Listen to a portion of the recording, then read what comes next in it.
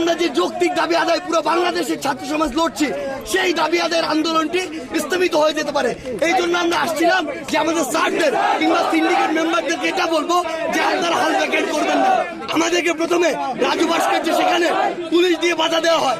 যখন আমরা বাধা বেরিয়ে আসছিলাম তখন আমাদের উদ্দেশ্যে গ্রেনেড ছোড়া হয়।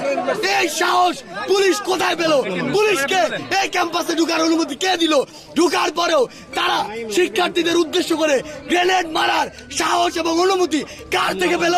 এই জবাব পুলিশকে দিতে হবে, ঢাকা বিশ্ববিদ্যালয় প্রশাসনকে দিতে হবে। আগামী 1 ঘন্টার মধ্যে এই ক্যাম্পাস থেকে সকল পুলিশ সহ আইন শৃঙ্খলা বাহিনীকে অপসারণ করতে হবে। আমাদের ক্যাম্পাসে আমরা কোনো পুলিশের কোনো সন্ত্রাসীদের উপস্থিতি চাই না। যদি 1 ঘন্টার মধ্যে পুলিশকে ক্যাম্পাস থেকে সরানো না হয় তাহলে ভিসি পক্ষকে আমরা জবাবদিহি করাবো। পুলিশ খুনি খুনি খুনি পুলিশ আমার বাইরে মারছে।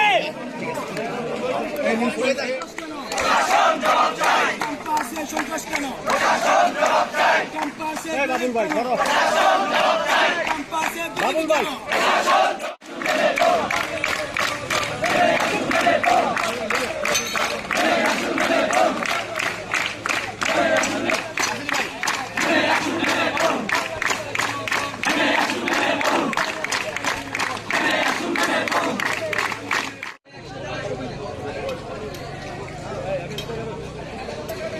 কথা বলুন তো।